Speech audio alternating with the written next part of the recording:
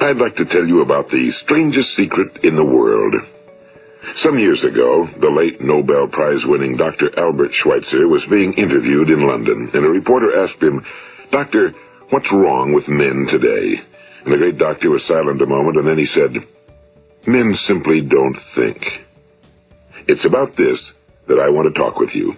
We live today in a golden age. This is an era that man has looked forward to, dreamed of, and worked toward for thousands of years. But since it's here, we pretty well take it for granted. We in America are particularly fortunate to live in the richest land that ever existed on the face of the earth, a land of abundant opportunity for everyone. But do you know what happens? Well, let's take 100 men who start even at the age of 25. Do you have any idea what will happen to those men by the time they're 65? These 100 men who all start even at the age of 25 believe they're going to be successful. If you ask any one of these men if he wanted to be a success, he'd tell you he did. And you'd notice that he was eager toward life, that there was a certain sparkle to his eye, an erectness to his carriage, and life seemed like a pretty interesting adventure to him. But by the time they're 65, 1 will be rich. 4 will be financially independent. 5 will still be working. 54 will be broke. Now think a moment. Out of the 100, only 5 make the grade. Now why do so many fail? What has happened to the sparkle that was there when they were 25? What's become of the dreams, the hopes, the plans? And why is there such a large disparity between what these men intended to do and what they actually accomplished? When we say about 5% achieve success, we have to define success. And here's the best definition I've ever been able to find. Success is the progressive realization of a worthy ideal. If a man is working toward a predetermined goal and knows where he's going, that man is a success. If he's not doing that, he's a failure.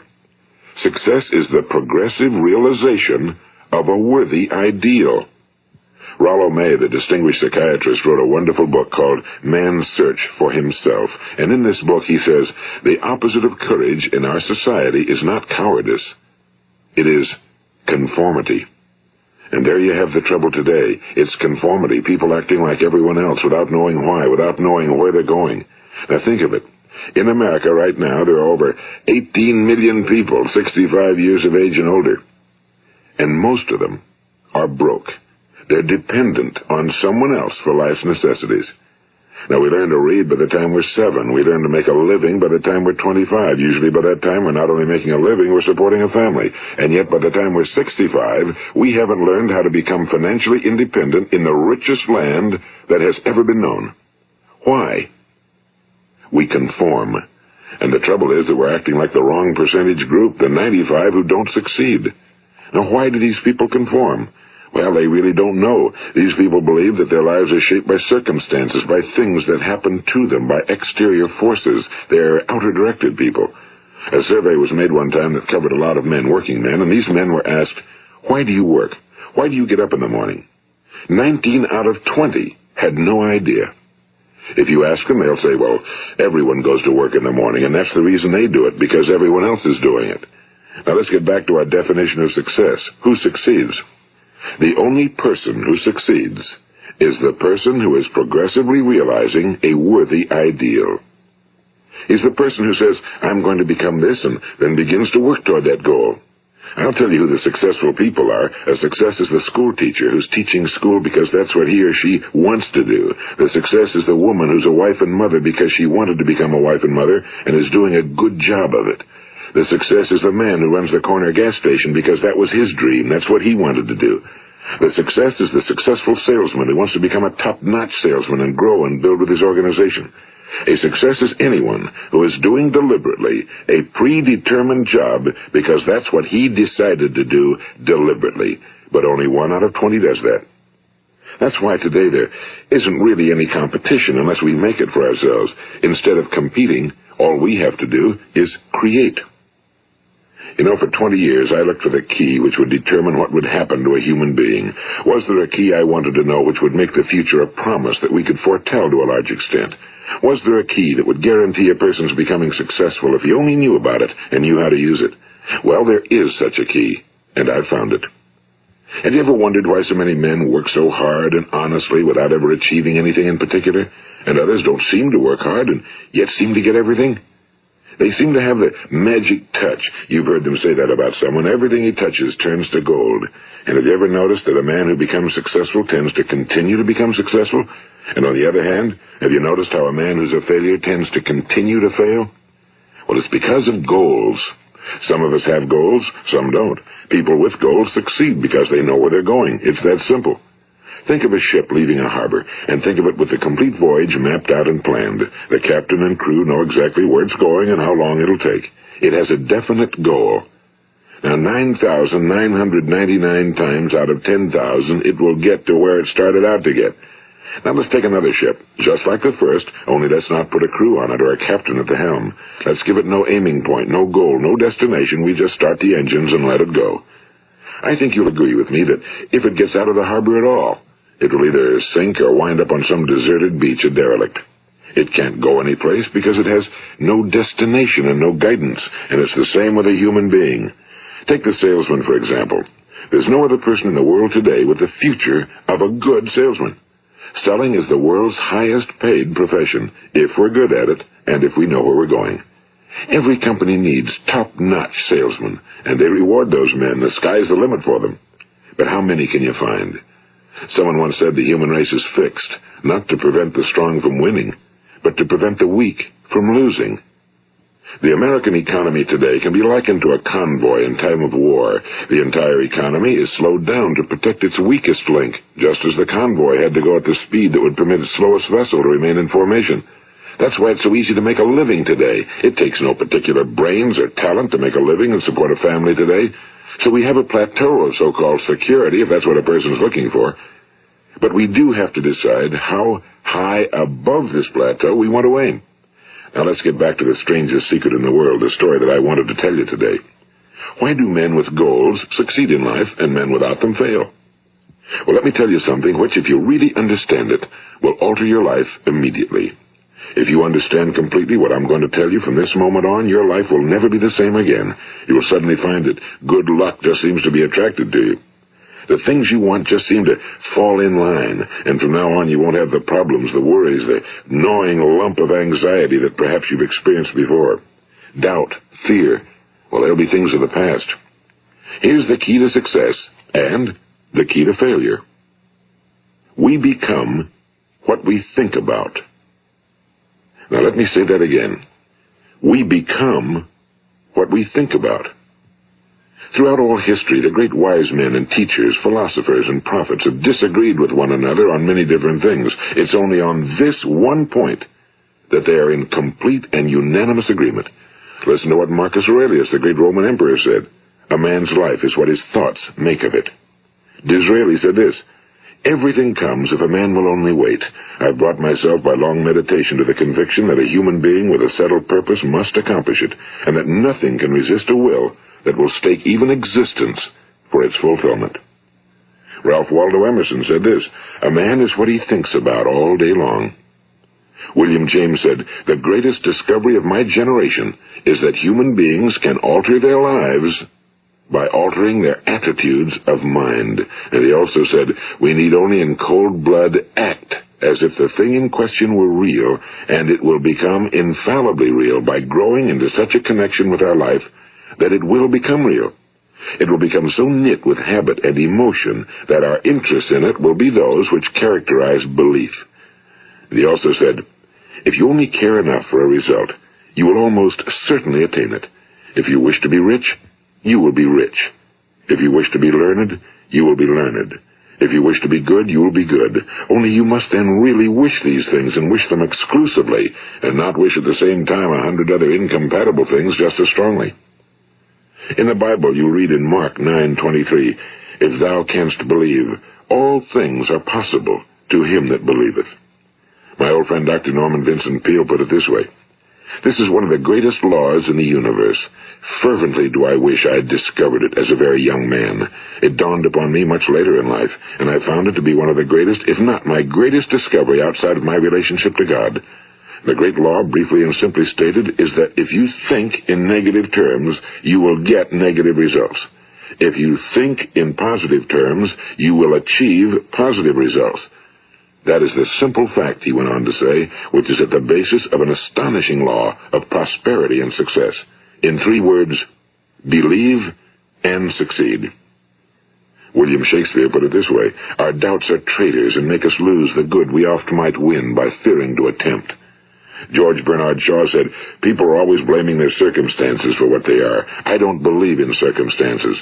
The people who get on in this world are the people who get up and look for the circumstances they want, and if they can't find them, make them. Well, it's pretty apparent, isn't it? And every person who discovered this for a while believed that he was the first one to work it out. We become what we think about. Now, it stands to reason that a person who's thinking about a concrete and worthwhile goal is going to reach it, because that's what he's thinking about, and we become what we think about. Conversely, the man who has no goal, who doesn't know where he's going, and whose thoughts must therefore be thoughts of confusion and anxiety and fear and worry, becomes what he thinks about. His life becomes one of frustration and fear and anxiety and worry. And if he thinks about nothing, he becomes nothing. Now, how does it work? Why do we become what we think about? Well, I'll tell you how it works as far as we know. Now, to do this, I want to tell you about a situation that parallels the human mind. Suppose a farmer has some land, and it's good fertile land. Now, the land gives the farmer a choice.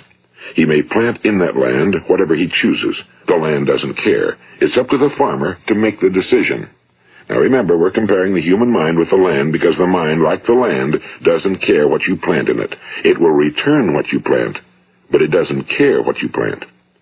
Now, let's say that the farmer has 2 seeds in his hand. One is a seed of corn. The other is nightshade, a deadly poison. He digs 2 little holes in the earth, and he plants both seeds, one corn, the other nightshade. He covers up the holes, waters, and takes care of the land, and what will happen? Invariably, the land will return what's planted. As it's written in the Bible, as ye sow, so shall ye reap. Now remember, the land doesn't care. It'll return poison in just as wonderful abundance as it will corn. So up come the 2 plants, one corn, one poison. Now, the human mind is far more fertile, far more incredible and mysterious than the land, but it works the same way. It doesn't care what we plant. Success, failure.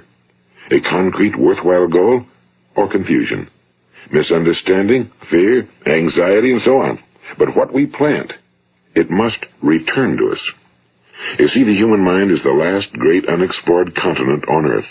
It contains riches beyond our wildest dreams. It will return anything we want to plant. Now, you might say, well, if that's true, why don't people use their minds more? Well, I think they figured out an answer to that one, too. Our mind comes as standard equipment at birth. It's free, and things that are given to us for nothing we place little value on. Things that we pay money for, we value. The paradox is that exactly the reverse is true. Everything that's really worthwhile in life came to us free. Our minds, our souls, our bodies, our hopes, our dreams, our ambitions, our intelligence, our love of family and children and friends and country, all these priceless possessions are free. But the things that cost us money are actually very cheap and can be replaced at any time. A good man can be completely wiped out and make another fortune. He can do that several times. Even if our home burns down, we can rebuild it. But the things we got for nothing, we can never replace. The human mind isn't used because we take it for granted. Familiarity breeds contempt. It can do any kind of job we assign to it, but generally speaking, we use it for little jobs instead of big, important ones. Universities have proved that most of us are operating on about 10% or less of our abilities. So decide now, what is it you want? Plant your goal in your mind. It's the most important decision you'll ever make in your entire life. What is it you want? Do you want to be an outstanding salesman? A better worker at your particular job? Do you want to go places in your company? In your community? Do you want to get rich? All you've got to do is plant that seed in your mind, care for it, work steadily toward your goal, and it will become a reality. It not only will, there's no way that it cannot.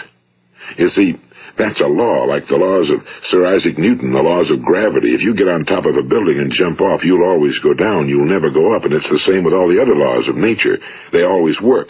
They're inflexible. Think about your goal in a relaxed, positive way.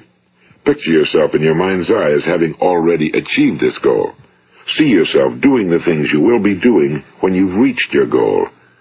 Ours has been called the phenobarbital age, the age of ulcers and nervous breakdowns and tranquilizers, at a time when medical research has raised us to a new plateau of good health and longevity. Far too many of us worry ourselves into an early grave trying to cope with things in our own little personal ways without learning a few great laws that will take care of everything for us. These things we bring on ourselves through our habitual way of thinking. Every one of us is the sum total of his own thoughts. He is where he is because that's exactly where he really wants to be, whether he'll admit that or not. Each of us must live off the fruit of his thoughts in the future, because what you think today and tomorrow, next month and next year, will mold your life and determine your future. You're guided by your mind. I remember one time I was driving through eastern Arizona, and I saw one of those giant earth-moving machines roaring along the road at about 35 miles an hour with what looked like 30 tons of dirt in it. A tremendous, incredible machine, and there was a little man perched way up on top with the wheel in his hands guiding it. And as I drove along, I was struck by the similarity of that machine to the human mind. Just suppose you're sitting at the controls of such a vast source of energy. Are you going to sit back and fold your arms and let it run itself into a ditch? Or are you going to keep both hands firmly on the wheel and control and direct this power to a specific, worthwhile purpose? It's up to you. You're in the driver's seat. You see, the very law that gives us success is a two-edged sword. We must control our thinking. The same rule that can lead a man to a life of success, wealth, happiness, and all the things he ever dreamed of for himself and his family. That very same law can lead him into the gutter. It's all in how he uses it, for good or for bad. This is the strangest secret in the world. Now, why do I say it's strange, and why do I call it a secret? Actually, it isn't a secret at all. It was first promulgated by some of the earliest wise men, and it appears again and again throughout the Bible, but very few people have learned it, understand it. That's why it's strange, and why for some equally strange reason it virtually remains a secret. I believe that you could go out and walk down the main street of your town and ask one man after another what the secret of success is, and you probably wouldn't run into one man in a month who could tell you. Now, this information is enormously valuable to us if we really understand it and apply it. It's valuable to us not only for our own lives, but the lives of those around us, our families, employees, associates, and friends. Life should be an exciting adventure. It should never be a bore. A man should live fully, be alive. He should be glad to get out of bed in the morning. He should be doing a job he likes to do because he does it well. One time I heard Grove Patterson, the great late editor-in-chief of the Toledo Daily Blade, make a speech, and as he concluded his speech, he said something I've never forgotten. He said, "My years in the newspaper business have convinced me of several things. Among them, that people are basically good, and that we came from someplace, and we're going someplace. So we should make our time here an exciting adventure. The architect of the universe didn't build a stairway leading nowhere." And the greatest teacher of all, the carpenter from the plains of Galilee, gave us the secret time and time again. As ye believe, so shall it be done unto you. I've explained the strangest secret in the world and how it works. Now, on this side, I want to explain how you can prove to yourself the enormous returns possible in your own life by putting this secret to a practical test. I want you to make a test that will last 30 days. It isn't going to be easy, but if you'll give it a good try, it will completely change your life for the better. Now, back in the 17th century, Sir Isaac Newton, the English mathematician and natural philosopher, gave us some natural laws of physics which apply as much to human beings as they do to the movement of bodies in the universe. And one of these laws is that for every action, there is an equal and opposite reaction. Simply stated, as it applies to you and me, it means we can achieve nothing without paying the price. The results of your 30-day experiment will be in direct proportion to the effort you put forth. To be a doctor, you must pay the price of long years of difficult study. To be successful in selling, and remember that each of us succeeds to the extent of his ability to sell. Selling our families on our ideas, selling education in schools, selling our children on the advantages of living the good and honest life, selling our associates and employees on the importance of being exceptional people. To, of course, the profession of selling itself. But to be successful in selling our way to the good life, we must be willing to pay the price. Now, what is that price? Well, it's many things. First, it's understanding emotionally, as well as intellectually, that we literally become what we think about, that we must control our thoughts if we're to control our lives. It's understanding fully that as ye sow, so shall ye reap. Second, it's cutting away all fetters from the mind and permitting it to soar as it was divinely designed to do. It's the realization that your limitations are self-imposed and that the opportunities for you today are enormous beyond belief. It's rising above narrow-minded pettiness and prejudice. And third, it's using all your courage to force yourself to think positively on your own problem, to set a definite and clearly defined goal for yourself, to let your marvelous mind think about your goal from all possible angles, to let your imagination speculate freely upon many different possible solutions, to refuse to believe that there are any circumstances sufficiently strong to defeat you in the accomplishment of your purpose, to act promptly and decisively when your course is clear, and to keep constantly aware of the fact that you are, at this moment, standing in the middle of your own acres of diamonds, as Russell Conwell used to point out. And fourth, save at least 10% of every dollar you earn. It's also remembering that no matter what your present job, it has enormous possibilities, if you're willing to pay the price. Now let's just go over the important points in the price each of us must pay to achieve the wonderful life that can be ours. It is, of course, worth any price. 1. You will become what you think about. 2. Remember the word imagination and let your mind begin to soar. 3. Courage. Concentrate on your goal every day. 4. Save 10% of what you earn. And 5. Action. Ideas are worthless unless we act on them. Now, I'll try to outline the 30-day test I want you to make. Keep in mind that you have nothing to lose by making this test and everything you could possibly want to gain. There are two things that may be said of everyone. Each of us wants something, and each of us is afraid of something. I want you to write on a card what it is you want more than anything else. It may be more money. Perhaps you'd like to double your income or make a specific amount of money. It may be a beautiful home. It may be success at your job. It may be a particular position in life. It could be a more harmonious family. Each of us wants something. Now write down on your card specifically what it is you want. Make sure it's a single goal and clearly defined. You needn't show it to anyone, but carry it with you so that you can look at it several times a day. Think about it in a cheerful, relaxed, positive way each morning when you get up, and immediately you have something to work for, something to get out of bed for, something to live for. Look at it every chance you get during the day and just before going to bed at night. And as you look at it, remember that you must become what you think about, and since you're thinking about your goal, you realize that soon it will be yours. In fact, it's yours really the moment you write it down and begin to think about it. Look at the abundance all around you as you go about your daily business. You have as much right to this abundance as any other living creature. It's yours for the asking. Now we come to the difficult part. Difficult because it means the formation of what is probably a brand new habit, and new habits are not easily formed. Once formed, however, it will follow you for the rest of your life. Stop thinking about what it is you fear. Each time a fearful or negative thought comes into your consciousness, replace it with a mental picture of your positive and worthwhile goal. And there will come times when you'll feel like giving up. It's easier for a human being to think negatively than positively. That's why only 5% are successful. You must begin now to place yourself in that group. For 30 days, you must take control of your mind. It will think about only what you permit it to think about. Each day for this 30-day test, do more than you have to do. In addition to maintaining a cheerful, positive outlook, give of yourself more than you've ever done before. Do this knowing that your returns in life must be in direct proportion to what you give. The moment you decide on a goal to work toward, you're immediately a successful person. You are then in that rare and successful category of people who know where they're going. Out of every 100 people, you belong to the top 5. Don't concern yourself too much with how you're going to achieve your goal. Leave that completely to a power greater than yourself. All you have to do is know where you're going. The answers will come to you of their own accord and at the right time.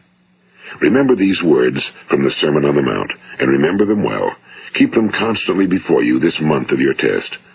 Ask, and it shall be given you. Seek, and ye shall find. Knock, and it shall be opened unto you. For every one that asketh receiveth, and he that seeketh findeth, and to him that knocketh it shall be opened. It's as marvelous and as simple as that. In fact, it's so simple that in our seemingly complicated world, it's difficult for an adult to understand that all he needs is a purpose and faith. For 30 days, Do your very best.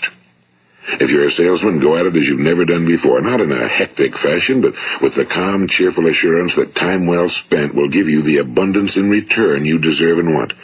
If you're a homemaker, devote your 30-day test to completely giving of yourself without thinking about receiving anything in return, and you'll be amazed at the difference it makes in your life. No matter what your job, do it as you've never done it before for 30 days. And if you've kept your goal before you every day, you'll wonder and marvel at this new life you've found. Dorothea Brand, the outstanding editor and writer, discovered it for herself and tells about it in her fine book, Wake Up and Live. Her entire philosophy is reduced to the words, act as though it were impossible to fail. She made her own test with sincerity and faith, and her entire life was changed to one of overwhelming success. Now, you make your test for 30 full days. Don't start your test until you've made up your mind to stick with it. You see, by being persistent, you're demonstrating faith. Persistence is simply another word for faith. If you didn't have faith, you'd never persist. If you should fail during your first 30 days, by that I mean suddenly find yourself overwhelmed by negative thoughts, you've got to start over again from that point and go 30 more days.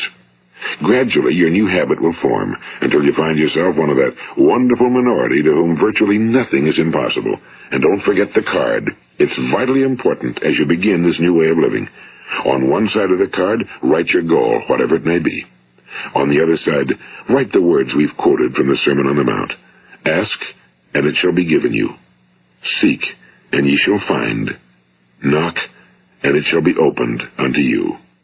Nothing great was ever accomplished without inspiration. See that during these crucial first 30 days, your own inspiration is kept at a peak. And above all, don't worry. Worry brings fear, and fear is crippling. The only thing that can cause you to worry during your test is trying to do it all yourself. Know that all you have to do is hold your goal before you. Everything else will take care of itself. Remember also to keep calm and cheerful. Don't let petty things annoy you and get you off course. Now, since making this test is difficult, some will say, why should I bother? Well, look at the alternative. No one wants to be a failure. No one really wants to be a mediocre individual. No one wants a life constantly filled with worry and fear and frustration. Therefore, remember that you must reap that which you sow. If you sow negative thoughts, your life will be filled with negative things. If you sow positive thoughts, your life will be cheerful, successful, and positive. Now, gradually, you will have a tendency to forget what you've heard on this recording. Play it often. Keep reminding yourself of what you must do to form this new habit. Gather your whole family around at regular intervals and listen to what's been said here. You know, most men will tell you that they want to make money without understanding the law. The only people who make money work in a mint. The rest of us must earn money. This is what causes those who keep looking for something for nothing or a free ride to fail in life. The only way to earn money is by providing people with services or products which are needed and useful. We exchange our time and our product or service for the other man's money.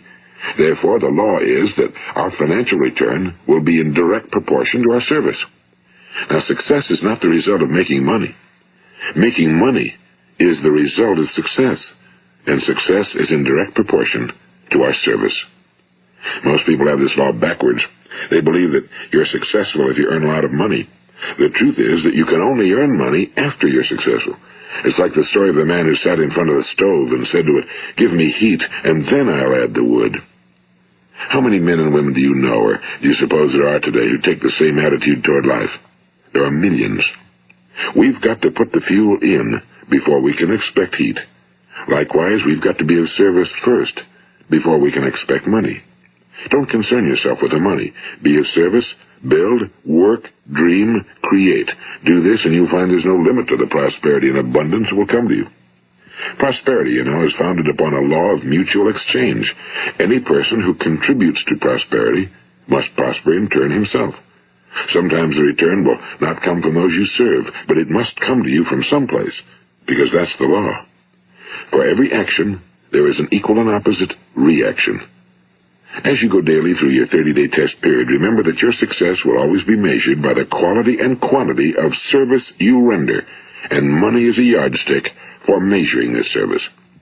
No man can get rich himself unless he enriches others. Now, there are no exceptions to a law.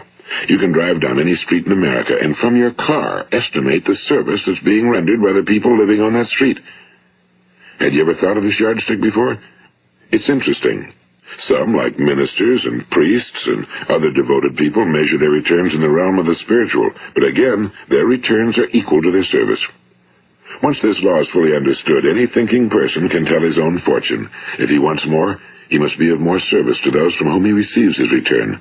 If he wants less, he has only to reduce his service. This is the price you must pay for what you want. If you believe you can enrich yourself by deluding others, you can end only by deluding yourself. It may take some time, but just as surely as you breathe, you'll get back what you put out. Don't ever make the mistake of thinking you can avert this. It's impossible.